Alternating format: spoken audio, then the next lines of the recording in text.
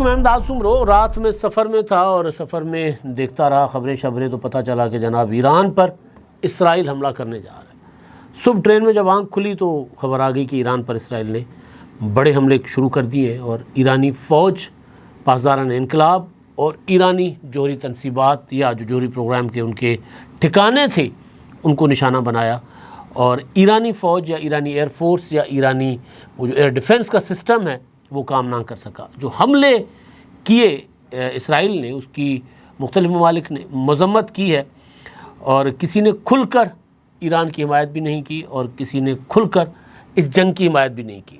امریکہ جو ہے یعنی ایران کا اسرائیل کا ابا امریکہ جو ہے وہ پہلے تو اس جنگ میں آئیں بائیں شائیں کہ جی ہمارا کوئی تعلق نہیں ہے، حمایت نہیں کر رہے تھے براہ راست۔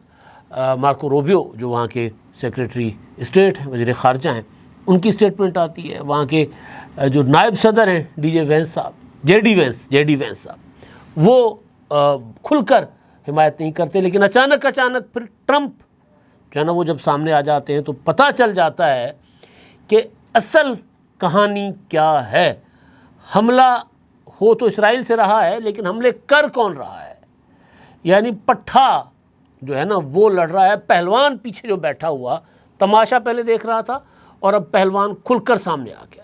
تو ٹرمپ کا جو بیان آیا آج، وہ اس میں جو انہوں نے نہ صرف حمایت کی ہے بلکہ تڑی لگائی ہے، تھپکی دی ہے اسرائیل کو، اور ساتھ ساتھ ایران کو دھمکی دی ہے کہ اب بھی اگر معاہدہ نہیں کرو گے تو اس سے زیادہ خطرناک حملہ ہوگا، اور یہ بھی بتایا ہے کہ اسلحہ ہمارا تھا جو اسرائیل نے استعمال کیا ہے ایران کے خلاف، اور یہ بھی کہا ہے کہ یہ اسلحہ نہ صرف ہمارا ہے بلکہ مہلک اور خطرناک اسلحہ ہے اور اسرائیل کے پاس ہے اور اسرائیل کو چلانا بھی آتا ہے۔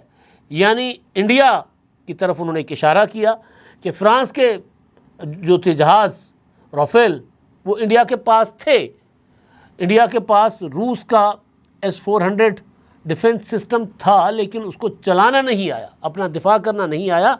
اسرائیل کے پاس جو امریکی اسلحہ ہے نہ صرف وہ خطرناک ہے، مہلک ہے، بلکہ ان کو چلانا بھی آتا ہے۔ تو ٹرمپ کی سٹیٹمنٹ سے بات تو کھل کر سامنے آ جاتی ہے، اور پھر جو واقعات 2024 سے رونما ہونا شروع ہو جاتے ہیں وہ تسلسل اس چیز کی جو ہے وہ نشاندہی کرتے ہیں کہ پلاننگ بہت پرانی تھی، لیکن ایران اپنا دفاع کرنے میں مسلسل ناکام ہو رہا ہے۔ ایک کے بعد ایک ایران کی جو دفاعی صلاحیت ہے اس کے اوپر ایران کے جو حامی ہیں اڑوس پڑوس میں ان کے اوپر حملے ہوتے ہیں، اور پھر ایران کے اوپر نہتا کر کے اسرائیل ایران پر حملے کرتا ہے۔ تو اب جو کچھ ہو رہا ہے اس پر میں آتا ہوں، لیکن پہلے جناب ڈونلڈ ٹرمپ جو ہیں مطلب عجیب دوگلاپن ہے۔ بھئی ایک طرف کہتے ہیں کہ جی میں تو اپنا مرد امن ہوں، مجھے نوبل پیس دو، ٹرمپ کہتے ہیں نا مجھے نوبل پیس دو ہمارے عمران خان کی طرح، اور دوسری طرف ایک ایسی جنگ چھیڑ بیٹھے ہوئے ہیں کہ اس جنگ میں بڑے پیمانے پر تباہی کے امکانات بھی ہیں۔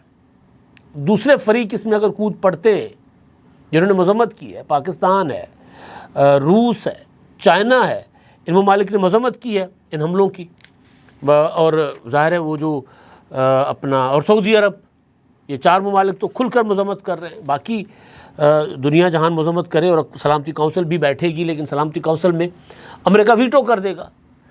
اسرائیل کل ایک تصویر بڑی خطرناک چل رہی تھی، ایک بچہ جو خوراک لینے کے لیے غزہ میں لائن میں کھڑا ہوا تھا، اس کو منہ میں گولی مارتی ہے اسرائیل کی جو ہے وہ وحشی فوج۔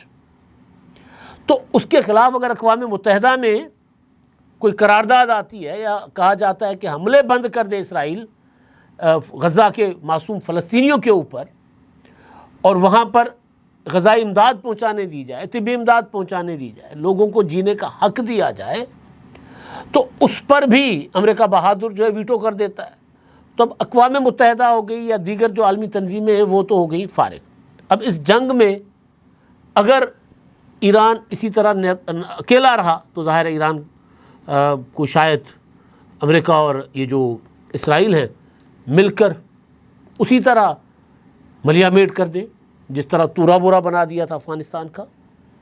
افغانستان میں سارا ڈرامہ خود رچایا تھا اور اس کے بعد جناب دہشت گردی کے خلاف ایک جنگ، اور اس میں پھر اسامہ بن لادن کو خود بنایا اور خود ہی اس کے بہانے افغانستان کو تباہ کر دیا، پھر ویپن آف ماس ڈسٹرکشن کا بہانہ بنا کر عراق کو تباہ کیا، لیبیا کا حشر کیا، اور کئی جو اس خطے کے ممالک جو ہیں وہاں پر ان کے ساتھ جو کچھ ہوا۔ تو اب ایران کے ساتھ اگر اڑوس پڑوس کی دنیا کھڑی نہیں ہوتی، اور اسی طرح بدمست اسرائیل اپنے امریکن آقا جو ہے ان کا، جو سرپرست ہے ان کی مرضی اور منشا اور آشیرواد سے اسی طرح حملے کرتا رہا، تو ظاہر ہے ابھی تک تو نظر یہی آ رہا ہے کہ مسلسل اسرائیل حملہ ہے، اور ایران جو حملہ کرتا ہے وہ نہ صرف ان کے ڈرون راستے میں ہی پڑوسی ملک جو ہے اردن وغیرہ وہ مار گراتے ہیں، بلکہ ان کے جو پہنچتے بھی ہیں اگر کوئی اسرائیل کی حدود میں تو وہاں پکڑے جاتے ہیں، یعنی ٹارگٹ پر نہیں ہوتے۔ یہاں ٹارگٹ یہ ہے کہ پاسداران انقلاب کا چیف مار دیا گیا، وہاں کی فوج کے کئی افسران مار دیے گئے، اور سائنسدان، ایٹمی سائنسدان جو وہاں کا جو ایٹمی پروگرام کو چلا رہے تھے ان کو بھی مار دیا گیا، یعنی ایٹمی پروگرام کے جو تھے اپنا تنصیبات تھیں وہاں تک حملے کیے گئے۔ تو پھر ظاہر آگے ہم سوچ سکتے ہیں کہ اگر ایران اسی طرح تنہا رہا تو اس کے ساتھ یہ دونوں ممالک مل کے یا عالمی طاقتیں مل کے کیا کر سکتی ہیں۔ اب یہ ٹرمپ کی اسٹیٹمنٹ آپ دیکھیں، مارکو روبیو نے یہ اسٹیٹمنٹ جو ہے وہ شیئر کی ہے۔ ٹرمپ صاحب نے آج یعنی 13 جون 2025 دن 2:56 پر یہ اسٹیٹمنٹ جاری کی ہے۔ حملے شروع کیے تھے آج جمعے کو فجر کے وقت، پہلا حملہ ہوا، پھر دوپہر کو دوسرا حملہ ہوا، پھر ابھی جب میں بات کر رہا ہوں تو خبریں آ رہی ہیں کہ ایک اور حملہ جاری ہے اسرائیل کے اوپر۔ تو ٹرمپ صاحب کی جو اسٹیٹمنٹ ہے وہ میں آپ کے سامنے رکھتا ہوں، اور پھر جو نقصان ابھی تک ایران میں ہوا ہے وہ میں آپ کو بتاؤں گا، اور پھر پہلے کیا کیا جاتا رہا ایران کو تنہا کرنے کے لیے اسرائیل کی طرف سے، تو اس پر میں آتا ہوں۔ لیکن پہلے جو ٹرمپ صاحب کی اسٹیٹمنٹ ہے وہ جناب وہ تو اترا رہے ہیں، وہ کہہ رہے ہیں میں نے کہا تھا ایران کو کہ ٹل جاؤ، ڈیل کر لو، میں نے موقع دیا تھا، یہ ٹرمپ کہہ رہے ہیں۔ یہ یعنی وہ اتنے بڑے حملوں کے بعد وہ نہ صرف ان کو اون کر رہے ہیں بلکہ کہہ رہے ہیں کہ جی حملے ہم نے پلان کر کے رکھے ہوئے تھے، اس سے پہلے موقع دیا تھا، میں نے ان کو سخت ترین الفاظ میں کہا بس کر لو، بس کر جاؤ، یعنی ایٹمی پروگرام سے پیچھے ہٹ جاؤ۔ لیکن اس سے کوئی فرق نہیں پڑتا کہ انہوں نے کتنی ہی کوشش کی، چاہے وہ کتنے ہی قریب پہنچ گئے، وہ اسے پورا نہیں کر سکے۔ یعنی میں نے ان کو منع کیا تھا جوہری پروگرام سے پیچھے ہٹ جاؤ، اس سے کوئی فرق نہیں پڑتا کہ وہ کتنا قریب تھے جوہری پروگرام کو فائنل ٹچز دینے میں، ایٹمی طاقت بننے میں۔ یعنی یہ ٹرمپ یہ بتا رہے ہیں کہ جی وہ جوہری پروگرام تقریباً فائنل کر چکے تھے، لیکن اس سے پہلے ہم نے ان کو ناکام بنا دیا۔ انہوں نے چاہے جتنی کوشش کی، چاہے وہ کتنے قریب پہنچ سکے، لیکن وہ اس کو اپنے پروگرام کو مکمل نہیں کر سکے، یعنی ایٹمی طاقت نہیں بن سکے۔ میں نے ان سے کہا کہ یہ اس سے کہیں زیادہ برا ہوگا، وہ جانتے ہیں، اور یا انہیں بتایا گیا ہے کہ امریکہ دنیا میں کہیں بھی بہترین اور سب سے زیادہ مہلک فوجی ساز و سامان بناتا ہے۔ اب تک امریکہ کے پاس سب سے بہترین اور مہلک اور خطرناک فوجی اسلحہ ہے، اور اسرائیل کے پاس ان میں سے بہت کچھ ہے، اور وہ جانتے ہیں کہ اس کو کیسے چلایا جاتا ہے۔ وہ جو شروع میں نے بات کی تھی نا کہ وہ انڈیا کے پائلٹ نہیں ہیں ان کے پاس، وہ بہترین ان کے پاس فوج ہے، انڈین فوج کی طرح نہیں ہے۔ وہ یہ بیسیکلی کہنا چاہ رہے ہیں۔ کچھ ایرانی سخت گیر لوگوں نے بڑی للکارے مارے، لیکن وہ نہیں جانتے تھے کہ کیا ہونے والا ہے۔ یعنی ہم پہلے پلان کر چکے ہوئے تھے، ایک طرف آفر کر رہے تھے جس کا جواب خامنہئی نے دیا تھا کہ ٹھیک ہے آپ پابندیاں ہٹا دو، بیٹھ کر بات کرتے ہیں، اس پر چلتے ہیں، اس پر ہم جوہری پروگرام کو رول بیک کر سکتے ہیں، آئیں بات کریں۔ لیکن کیونکہ اصل مقصد ایٹمی پروگرام روکنا مذاکرات کے ذریعے نہیں تھا، اصل مقصد تھا ایران کے اوپر حملہ کرنے کا۔ تو دنیا کو پہلے دکھایا کہ جی میں ان کو 60 دن کی میں نے مہلت دی ہے، اگر 60 دن میں پروگرام ختم کر دیں گے تو ٹھیک ہے، نہیں کریں گے تو پھر ہم خود اپنی طاقت کے ذریعے اس پروگرام کو ختم کروائیں گے۔ اصل بات تھی طاقت کا استعمال۔ تو طاقت جس طرح بہانہ بنایا گیا تھا ایران میں. اب پوری دنیا چیخ رہی ہوتی ہے عراق میں کہ کدھر تھے وہ اپنا ویپنس آف ماس ڈسٹرکشن کدھر ہیں جن کو اب خود امریکنس کہتے ہیں کہ تھے ہی نہیں, ڈرامہ تھا سارا کچھ, ڈھکوسلا تھا. تو 60 دن کی مہلت دی اور انہوں نے کہتے یہ جی بڑے بڑے سخت گیر تھے اور جو للکارے مارتے تھے, بڑا بہادر بنتے تھے, تو وہ سب اب مر چکے ہیں. یہ بڑی خطرناک لائن ہے, وہ سب اب مر چکے ہیں اور یہ بھی خراب ہو جائے گا. یعنی اب جو ہیں وہ بھی, ان کو بھی نقصان ہو جائے گا, تباہی ہو چکی ہے, لیکن اب بھی وقت ہے اس قتل و غارت گری سے بچنے کے لیے. اور